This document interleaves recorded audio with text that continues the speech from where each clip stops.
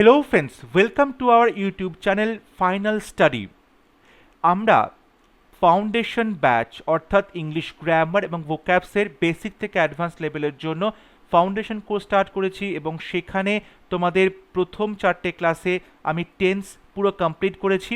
আজকে ক্লাসে আমরা মক টেস্ট নিয়ে এসেছি টেন্সের ওপরে। এখানে 25টা প্রশ্ন আছে।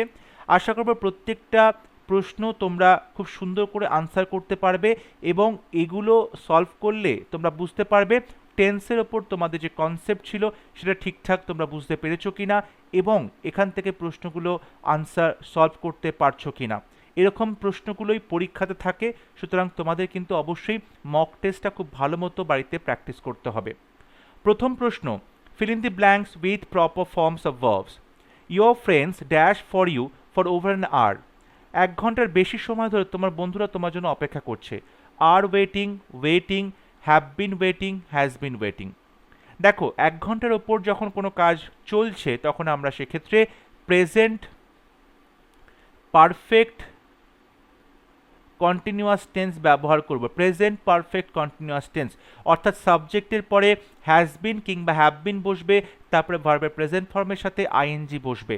এক্ষেত্রে দেখো ইয়োর ফ্রেন্ডস এটা কিন্তু প্লুরাল, প্লুরালের পরে আমরা হ্যাভ বসাই, সুতরাং অপশান সি হবে right answer. Have been waiting for you for over an hour. এখানে হ্যাজ হবে না, হ্যাজটা সিঙ্গুলার নাম্বারের পরে বসে, এখানে প্রেজেন্ট কন্টিনিউয়াস হবে না, তাই সঠিক উত্তর হবে option C, your friends have been waiting for you for over an hour. Question number 2, they dash the treasure. Treasure মানে গুপ্তধন তারা কি করেছে? They find, finding, have found, is finding. দেখো তারা গুপ্তধনটা খুঁজে পেয়েছে, মানে দে ফাইন্ড দ্য ট্রেজার মানে তাদের কাজটা হচ্ছে গুপ্তধন খুঁজে বের করা, তেমনটা কিন্তু নয়। এখানে ফাইন্ডিং কোনো টেন্স হচ্ছে না। ইজ ফাইন্ডিং, এখানে দের পরে তো ইজ হয় না, দের পরে আর বসে এবং এটাও কিন্তু প্রেজেন্ট কন্টিনিউয়াস টেন্সে হবে না, এটা প্রেজেন্ট পারফেক্ট টেন্সে হবে যে তারা অলরেডি গুপ্তধনটা খুঁজে পেয়েছে। তাহলে দে হ্যাভ ফাউন্ড, ফাইন্ড ভার্বের থার্ড ফর্ম, পারফেক্ট টেন্সে হ্যাভ বা হ্যাজের পরে ভার্বের থার্ড ফর্ম বসে, পাস্ট পারফেক্ট টেন্স যেটা রয়েছে সেখানে প্রেজেন্ট পারফেক্টে আমরা পাস্ট পার্টিসিপল ফর্ম বসাই ফাউন্ড, সো অপশান সি হবে right answer. They have found the treasure. Question number 3, he dash in Delhi for 10 years when I went there. যখন আমি সেখানে গেলাম তখন 10 বছর সে সেখানে থেকেছে। He had been, has been, he was, he is. দেখো যখন আমি সেখানে গিয়েছিলাম তখন সে অলরেডি সেখানে 10 বছর থেকেছে, তাহলে এটা কিন্তু পাস্ট পারফেক্ট টেন্স হবে। অলরেডি তার 10 বছর সেখানে থাকা হয়েছে, তাহলে he had been in Delhi for 10 years when I went there. Option A হবে রাইট আনসার। এখানে পাস্ট পারফেক্ট টেন্স ব্যবহার করা হচ্ছে, সে অলরেডি দিল্লিতে 10 বছর থেকেছে। তাহলে এখানে দেখো হি এর পরে হ্যাড আছে এবং যে পারফেক্ট টেন্সে বি ভার্ভ তার 3 নম্বর ফর্ম, বি এর 3 নম্বর ফর্ম হচ্ছে been, so had been, option A হবে right answer. Question number 4, he dash to be a musician. সে একজন মিউজিশিয়ান হতে চায়। He wants, wanting, is wanting, has wanted. সে চেয়েছে মিউজিশিয়ান হতে, তার থেকে বেটার হয় সে মিউজিশিয়ান হতে চায়। সিম্পল প্রেজেন্ট টেন্স হবে, তাই হি এর পরে ওয়ান্টস হবে, থার্ড পার্সন সিঙ্গুলার নাম্বার, তাই ভার্বের সাথে এস বসে ওয়ান্টস, সো অপশন এ হবে right answer. He wants to be a musician, সে মিউজিশিয়ান হতে চায়। Question number 5, if I dash a doctor I would serve the poor. যদি আমি ডক্টর হতাম তাহলে আমি অবশ্যই গরিবদের সেবা করতাম। I would serve the poor. যদি আমি ডক্টর হতাম, if I am a doctor, had been a doctor, was a doctor, were a doctor. সঠিক উত্তর option D, were a doctor. দেখো এটা হচ্ছে একটা কাল্পনিক সিচুয়েশন এবং এটা কন্ডিশনাল সেন্টেন্স। ইফ যখন কাল্পনিক সিচুয়েশন হবে তখন আমরা সেখানে ওয়্যার বসাবো। হওয়া, যদি হওয়া অর্থে কোনো কিছু বোঝায়, যদি আমি পাখি হতাম, যদি আমি প্রধানমন্ত্রী হতাম, যদি আমি ডক্টর হতাম, হওয়া অর্থে যখন বলছি এবং সেটা কাল্পনিক সিচুয়েশন, বর্তমানে তুমি ডক্টর নও, বর্তমানে তুমি পাখি নও, কল্পনা করছো, সেক্ষেত্রে আমরা ওয়্যার বসাবো। সেখানে subject he, they, them, I যা থাকুক না কেন ওয়্যার কিন্তু সব ক্ষেত্রে বসবে। So if I were a doctor I would serve the poor, option D হবে right answer. Question number 6, have you ever dash the wolf cry. তুমি কি কখনো উলফের ক্রাই শুনেছো? হ্যাভ ইউ এভার, এখানে হ্যাভ আছে, have you ever heard, hear out, hear, heard of. দেখো এখানে বলছে হ্যাভ, যদি হ্যাভ আছে সাবজেক্টের পরে যদি হ্যাভ রয়েছে তারপরে ভার্বের থার্ড ফর্ম বসবে, তাই হিয়ার আউট, হিয়ার এগুলো হবে না। থার্ড ফর্ম অর্থাৎ পাস্ট পার্টিসিপল ফর্ম হচ্ছে হার্ড, হিয়ারের থার্ড ফর্ম হচ্ছে হার্ড। এখানে আছে হার্ড এবং হার্ড অফ। দেখো হার্ড অফ মানে কোনো কিছু সম্বন্ধে জানতে পারা, মানে তুমি কি উলফ ক্রাই সম্বন্ধে জানো, এটা কিন্তু সেটা বলছে না। এটা বলছে তুমি কি উলফ ক্রাইটা শুনতে পেয়েছো, তুমি কি উলফ ক্রাইটা শুনতে পেয়েছো, হিয়ার, সেটা হার্ড। তাহলে অপশন এ হবে right answer. Have you ever heard the wolf cry, তুমি কি কখনো উলফের কান্না শুনেছো? Have you ever heard the wolf cry, এখানে কিন্তু উলফের ক্রাই সম্বন্ধে তুমি জানতে পারো কিনা তা বলছে না, বলছে উলফের ক্রাই তুমি শুনেছো কি কখনো। সো এখানে অপশন এ হবে right answer, heard. Question number 7, she fell off the ladder when he dashed the roof. এখানে শি হবে, sorry, she fell off the ladder, সে মই থেকে পড়ে গেল যখন সে ছাদটা কি করছিল। ইজ মেন্ডিং, সে সারাই করছে। ওয়াজ মেন্ডিং, পাস্ট কন্টিনিউয়াস, সারাই করছিল। মেন্ডেড, এটা সিম্পল পাস্টে আছে, সারাই করেছিল। হ্যাভ মেন্ডেড, সারাই করেছে। দেখো সে মই থেকে পড়ে গেল যখন সে ছাদটা সারাই করছিল, এখানে পাস্ট টেন্স আছে, এখানেও পাস্ট কন্টিনিউয়াস বলতে হবে। সো অপশন বি হবে right answer, was mending the roof. Question number 8, I dash something burning, কোনো একটা কিছু পুড়ছে, সেটা আমি কি পাচ্ছি? I smell, I am smelling, I have been smelling, I was smelling. দেখো কোনো একটা কিছু পুড়ছে সেটা আমি গন্ধ পাই, তাহলে আই স্মেল সামথিং বার্নিং, এখানে সঠিক উত্তর হবে option A, I smell something burning. কোনো একটা কিছু পুড়ছে তার আমি গন্ধ পাচ্ছি, এটা কিন্তু কন্টিনিউয়াসের সেন্স আছে, কিন্তু আমরা এই যে স্টেটিভ ভার্ব আছে হিয়ার বা স্মেল, ঠিক আছে, এইগুলোর সাথে কিন্তু আমরা কন্টিনিউয়াস ব্যবহার করি না সাধারণত, এগুলো আমরা সিম্পল প্রেজেন্ট টেন্সেই বলি, এগুলোকে বলা হয় স্টেটিভ ভার্ব। স্টেটিভ ভার্ব অর্থাৎ কোনো একটা স্টেটকে বোঝাচ্ছে, কোনো একটা অবস্থাকে বোঝাচ্ছে, সেটা কিন্তু কোনো অ্যাকশনকে বোঝাচ্ছে না। সুতরাং এইটা আমরা প্রেজেন্ট কন্টিনিউয়াসে লিখবো না বা পাস্ট কন্টিনিউয়াসও লিখবো না, আমরা এটা সিম্পল প্রেজেন্টে লিখবো। So I smell something burning. দেখো এই যে স্টেটিভ ভার্বের কথা আমরা বললাম, অর্থাৎ যেটা আমি বলছি বিভিন্ন স্টেটকে বোঝাচ্ছে, অবস্থাকে বোঝাচ্ছে স্টেটিভ ভার্বস, সেগুলো আমরা যদি একটা লিস্ট তৈরি করি, যেমন দেখব সি বা টেস্ট কিংবা স্মেল কিংবা হিয়ার কিংবা প্রেফার, এগুলো কিন্তু স্টেটিভ ভার্ব হচ্ছে। কিংবা বলা গেল যে থিঙ্ক করা, কোনো চিন্তাভাবনা করা, কিংবা জানা, নো, কিংবা কোনো কিছু মাইন্ড করা বা কোনো কিছু মিন করা, এগুলো সব এক একটা স্টেটকে বোঝাচ্ছে, কিন্তু এগুলো কোনো অ্যাকশন ভার্ব নয়। যেমন বলা হলো কোনো কিছু বিলং করে, কোনো কিছু তোমার অধিকার আছে বা দখলে আছে বিলং করা, বা কোনো কিছু কন্টেন করা, কোনো কিছু রয়েছে কিছুর মধ্যে, বা পজেস করা, এগুলো সবই কিন্তু স্টেটিভ ভার্ব হবে। এগুলো আমরা কন্টিনিউয়াস টেন্সে বলবো না, এগুলোকে আমরা বলি নন প্রগ্রেসিভ। নন প্রগ্রেসিভ অর্থাৎ এগুলো আমরা সিম্পল প্রেজেন্ট টেন্স বা সিম্পল পাস্ট টেন্সে বলবো। বা যেমন ধরো লাইক করা বা লাভ বা হেট করা কিংবা ওয়ান্ট কিংবা উইশ করা, ডিজায়ার করা। আমরা যদি বলি কাউকে ভালোবাসি তাহলে কি বলি? আই লাভ ইউ বলি, আমি বলি না আই এম লাভিং ইউ, আমরা কিন্তু কন্টিনিউয়াসে বলি না। কিংবা লুক বা অ্যাপিয়ার, কিংবা বলতে পারো যে রিকোয়ার, রিজেম্বল, তাকে তার বাবার মতো দেখতে, হি রিজেম্বলস হিজ ফাদার, আমি বলি না হি ইজ রিজেম্বলিং হিজ ফাদার, সেটা কিন্তু বলি না, কন্টিনিউয়াসে বলি না। তাহলে এই যে লিস্টটা বললাম এগুলো সবই কিন্তু স্টেটিভ ভার্ব, যেগুলো কোনো একটা স্টেটকে বা অবস্থাকে বোঝায়, এবং সেগুলো আমরা কন্টিনিউয়াস টেন্সে বলবো না, এগুলোকে নন প্রগ্রেসিভ বলে, আমরা সিম্পল প্রেজেন্ট টেন্স বা সিম্পল পাস্ট টেন্সে এগুলোকে বলতে পারি। চলে আসছি মক টেস্টে।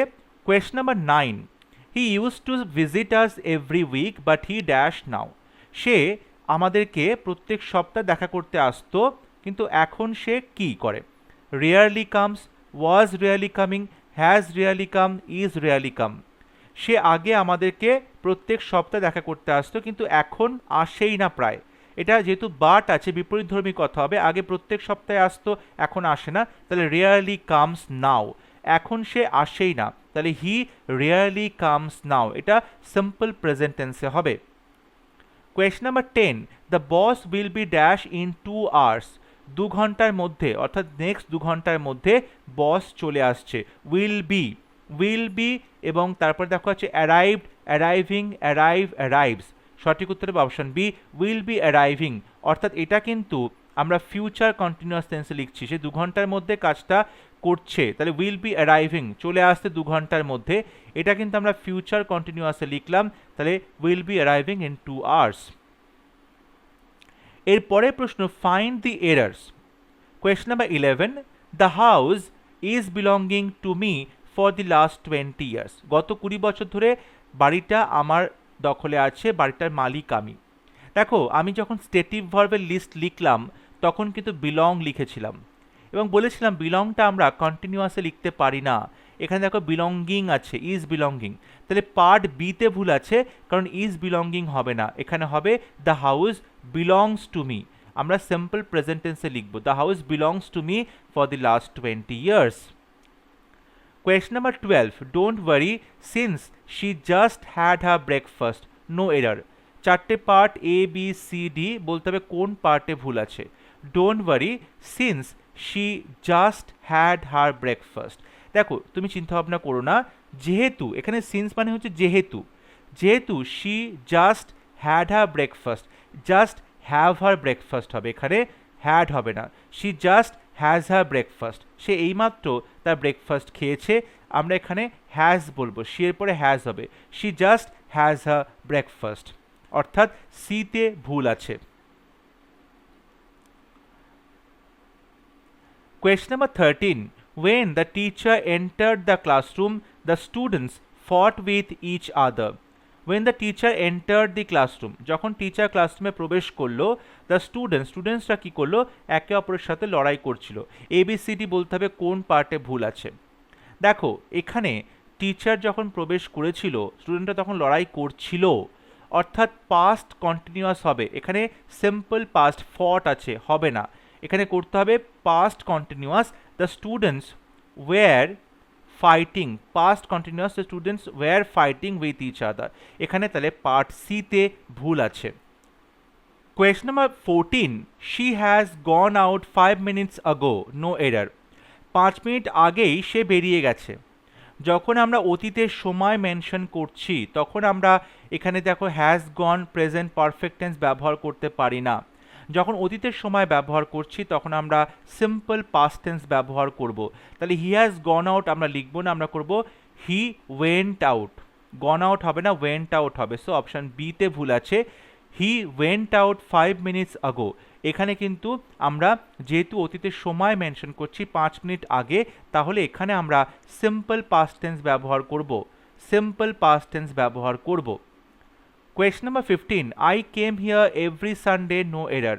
প্রত্যেক সানডেতে আমি এখানে আসি, প্রত্যেক সানডে অভ্যাস বোঝানো হচ্ছে, অভ্যাস বোঝালে আমরা সিম্পল প্রেজেন্ট টেন্স ব্যবহার করব, এখানে কেম সিম্পল পাস্ট টেন্স আছে, এটা ভুল আছে, আই কাম হিয়ার হবে, অর্থাৎ অপশন এতে দেখো ভুল আছে, I come here every Sunday. Question number 16, am Tanay a singer, no error. Tanay কি একজন সিঙ্গার? তনয় যদি বলি হয় একজন singer, Tanay is a singer হবে, এখানে ইজ বসবে, ভার্বটা অ্যাম হবে না, তাহলে পার্ট এতে ভুল আছে, এখানে ইজ তনয় আ সিঙ্গার হবে। যদি এখানে আই থাকতো সাবজেক্ট তাহলে আয়ের পরে অ্যাম হতো, তনয় এখানে আমরা ইজ বসাবো, third person singular number is বসবে, সো এখানে পার্ট এতে ভুল আছে। Question number 17, she reaches office at 10 AM daily, no error. সে রিচেস অফিস, এটা দেখো সিম্পল প্রেজেন্ট টেন্সে আছে, সকাল 10টায় প্রত্যেক দিন সে অফিসে পৌঁছয়, তাহলে প্রত্যেক দিন সকাল 10টায় অফিসে পৌঁছয়, এটা কিন্তু একটা অভ্যাস, ডেইলি রুটিন, সুতরাং এখানে দেখো সিম্পল প্রেজেন্ট টেন্স ব্যবহার করা হয়েছে, শি এর পরে রিচেস বসানো হয়েছে, এখানে কোথাও কোনো ভুল নেই, সো অপশন ডি হবে রাইট আনসার, নো এরার, এখানে পার্ট ডি অর্থাৎ নো এরার, সেন্টেন্সে কোনো ভুল নেই। Question number 18, the train had left the station before I had reached there, no error. ট্রেনটা ছেড়ে চলে গেছে আমি যাবার আগে। তাহলে ট্রেনটা ছেড়ে চলে গেছে আমি যাবার আগে, দুটো অতীতে কাজ হয়েছে, যেটা আগে হবে তার ক্ষেত্রে আমরা পাস্ট পারফেক্ট টেন্স ব্যবহার করব। তো ট্রেনটা ছেড়ে গেছে, had left, past perfect tense, এখানে কোনো ভুল নেই। আমি পৌঁছানোর আগে মানে আমি পরে পৌঁছালাম, আমি যে পরে পৌঁছালাম পরের কাজের জন্য আমরা সিম্পল পাস্ট টেন্স বলি, সিম্পল পাস্ট টেন্স বলি। কিন্তু এখানে হ্যাড রিচড, আমি এখানে পাস্ট পারফেক্ট করেছি, এটা ভুল আছে সিতে, অর্থাৎ এখানে সিম্পল পাস্ট টেন্স হবে, হ্যাড হবে না। তাহলে I reach there, the train had left the station before I reach there, এখানে পার্ট সিতে ভুল আছে। Question number 19. He has been suffering since he had left his job, no error. He has been suffering, সে কষ্ট পাচ্ছে, since he had left his job, জবে থেকে সে তার কাজটা ছেড়েছে। দেখো এখানে সিন্স আছে, since he had left his job, জবে থেকে সে তার কাজটা ছেড়েছে। এখানে জবে থেকে সে তার কাজটা ছেড়েছে, এখানে কিন্তু আমরা সিন্স হি হ্যাড লেফট নয়, since he has left his job হবে। পার্ট বিতে ভুল আছে। হি হ্যাজ বিন সাফারিং, সে কষ্ট পাচ্ছে, since he had left his job, এখানে হ্যাড হবে না, হ্যাজ হবে। Since he has left his job, part বিতে ভুল আছে। Question number 20. They take the students on educational tour next Sunday, no error. দেখো এখানে যেটা বলা হচ্ছে যে তারা ছাত্রদেরকে নিয়ে যাচ্ছে এডুকেশনাল ট্যুরে নেক্সট সানডে। তাহলে নেক্সট সানডেতে কোনো একটা কাজ করা হচ্ছে, ফিক্সড একটা ডেট আছে এবং কাজটা হতে চলেছে। আমরা এখানে কিন্তু প্রেজেন্ট কন্টিনিউয়াস টেন্স ব্যবহার করতে পারি। সো দে টেক নয়, they are taking the students, they are taking the students, অর্থাৎ এ পার্টে ভুল আছে, এ পার্ট হবে সঠিক উত্তর, কারণ এখানে যেহেতু নেক্সট সানডেতে একটা কাজ হতে চলেছে নিয়ার ফিউচারে, আমরা এখানে প্রেজেন্ট কন্টিনিউয়াস টেন্স ব্যবহার করতে পারি। So they are taking the students on educational tour. এরপরে প্রশ্ন ইমপ্রুভমেন্টস করতে হবে। 21. Why did you not threw the bag away? Did you threw, had you not threw, did you not throw, no improvement. দেখো did আছে past tense, যখন past টেন্সে did বসানো হয়েছে তারপরে কিন্তু মেন ভার্বের প্রেজেন্ট ফর্ম বসে, পাস্ট টেন্স বসে না। ডিড মানেই পাস্ট টেন্স, তাই তারপরে সবসময় ভার্বের প্রেজেন্ট ফর্ম বসে। সো সঠিক উত্তর হবে option C, did you not throw. Question number 22. Most children are liking ice cream, likes, like, were liking, no improvement. দেখো বেশিরভাগ বাচ্চারাই পছন্দ করে আইসক্রিম। আমি যখন স্টেটিভ ভার্ব করিয়েছিলাম লাইক, লাভ, ঠিক আছে, হেট, এগুলো যে বললাম সেক্ষেত্রে বলেছি এগুলো কিন্তু আমরা নন প্রগ্রেসিভ অর্থাৎ কন্টিনিউয়াস টেন্স ব্যবহার করব না। তাই এখানে আর লাইকিং কন্টিনিউয়াস লিখব না, আমরা লিখব most children like ice cream. Option B হবে রাইট আনসার, সিম্পল প্রেজেন্টে লিখবো আমরা, এবং লাইকস হবে না, যেহেতু চিলড্রেন এখানে প্লুরাল তাই এখানে লাইকস হবে না, লাইক হবে। অপশান বি হবে right answer. Question number 23. I had took the papers to John's office, জনের অফিসে আমি পেপারটা নিয়ে গেছিলাম। I had took, will took, taken the papers, took the papers, no improvement. দেখো হ্যাড আছে, আমরা জানি সাবজেক্টের পরে হ্যাড অর্থাৎ পারফেক্ট টেন্স করতে গেলে, পাস্ট পারফেক্ট টেন্স করতে গেলে হ্যাডের পরে ভার্বের থার্ড ফর্ম বসাতে হয়। তাহলে হ্যাড টেকেন হবে, হ্যাড টেকেন দ্য পেপার্স, ঠিক আছে। সো সঠিক উত্তর অপশন বি হবে। এখানে আন্ডারলাইনটা টেক টুক থেকে হওয়া উচিত ছিল। So I had taken the papers, so option B হবে right answer, I had taken the papers to John's office. Question number 24. Would you like some water? Can, do, shall, no improvement. যখন তুমি কাউকে polite request করছো, বিনম্র request করছো বা প্রশ্ন করছো, তখন উড কিংবা কুড বলা যেতে পারে। So would you like some water, আপনি কি একটু জল খেতে চাইবেন, এখানে উড কিন্তু একদম সঠিক আছে, অর্থাৎ এটা নো ইমপ্রুভমেন্ট, এখানে কোনো ইমপ্রুভমেন্ট হওয়ার দরকার নেই, অর্থাৎ would you like some water, option D হবে রাইট আনসার, এখানে ইমপ্রুভমেন্ট করার প্রয়োজন নেই। আজকে মক টেস্টের last question. When I shall go to Agra, I shall visit the Taj Mahal. When I shall go to Agra, যখন আমি আগ্রা যাব, I shall visit the Taj Mahal, আমি তখন তাজমহল ভিজিট করব। এখানে I shall go আছে, I have gone, shall travel, go, no improvement।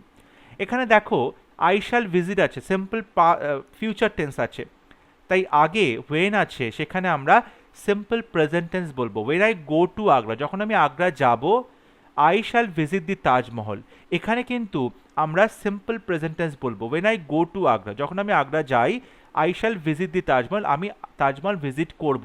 এখানে দুটোই কিন্তু আমরা সিম্পল ফিউচার টেন্সে বলবো না, আমরা ওয়েনের পরে সিম্পল প্রেজেন্ট টেন্স বলবো, when I go to Agra. ঠিক আছে, অর্থাৎ অপশন সি হবে রাইট আনসার। আই হোপ আজকে ক্লাস তোমাদের ভালো লেগেছে এবং তোমরা যে 25টা প্রশ্নের আনসার করলে তোমরা অবশ্যই প্রত্যেকটা প্রশ্ন তাদের এক্সপ্লেনেশন বুঝতে পেরেছো বলে আমার বিশ্বাস। যদি কোনো অসুবিধা থাকে তোমরা অবশ্যই কমেন্টে লিখে জানাবে।